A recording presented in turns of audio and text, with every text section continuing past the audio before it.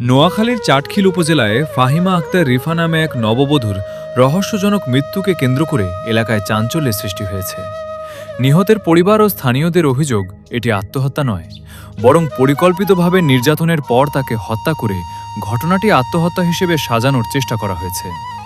Police ও স্থানীয় সূত্রে জানা যায়, চলতি বছরের ৯ মার্চ শাহাপুর ইউনিয়নের ২ নম্বর ওয়ার্ডের তফদার বাড়ির মোহাম্মদ সালাউদ্দিনের মেয়ে ফাহিমা আক্তার রিফার সঙ্গে একই ইউনিয়নের প্রসাদপুর গ্রামের আমজাদ বেপারি বাড়ির মৃত কবির হোসেনের ছেলে ও সৌদি প্রবাসী ফয়সাল আহমেদের বিয়ে হয়। নিহতের পরিবারের দাবি, বিয়ের পর থেকেই শ্বশুরবাড়ির বিভিন্ন সদস্যের সঙ্গে রিফার দাম্পত্য কলহ চলছিল। তারা আরও অভিযোগ করেন, রিফার দেবর বীরনের তার প্রতি অসদাচরণমূলক মনোভাব ছিল এবং স্বামী বিদেশে চলে যাওয়ার পর বিভিন্ন সময়ে তাকে কুপ্রস্তাব দেওয়া হতো। রিফা এসব প্রস্তাবে রাজি না হওয়ায় তাকে শারীরিক ও মানসিকভাবে নির্যাতন করা হয়েছে বলেও অভিযোগ পরিবারের সদস্যরা জানান, স্বামী সৌদি আরবে যাওয়ার পর রিফা বাবার বাড়িতে অবস্থান করছিলেন।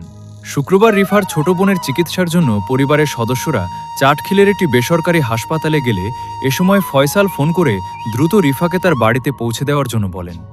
তাদের ভাষ্য অনুযায়ী কিছু সময় পর আবার ফোন করে জানানো হয় যে রিফা অসুস্থ হয়ে পড়েছেন এবং তাকে নিয়ে যেতে হবে। বিষয়টি সন্দেহজনক মনে হওয়ায় পরিবারের সদস্যরা রিফার সঙ্গে ফোনে কথা বলেন। তখন তিনি স্বাভাবিক ছিলেন বলে দাবি করেন তারা। পরে ঘটনাস্থলে গিয়ে রিফাকে মৃত অবস্থায় দেখতে পান। নিহতের পরিবারের অভিযোগ, ঘরের দরজা বাইরে থেকে বন্ধ করে রিফার মরদেহ ঝুলিয়ে রেখে আত্মহত্যার নাটক সাজানো হয়েছে। এদিকে ময়নাতদন্ত শেষে মরদেহ পরিবারের কাছে হস্তান্তর করা হয়েছে। পরিবারের সদস্যদের দাবি, গোসল করানোর সময় শরীরের বিভিন্ন স্থানে আঘাত, কামড় এবং স্পর্শকাতর স্থানে খোঁখতের চিহ্ন দেখা গেছে, যা তাদের সন্দেহকে আরও জোরালো করেছে। এ ঘটনায় এলাকাবাসী দ্রুত ও নিরপেক্ষ তদন্তের মাধ্যমে দোষীদের দৃষ্টান্তমূলক শাস্তির দাবি জানিয়েছেন।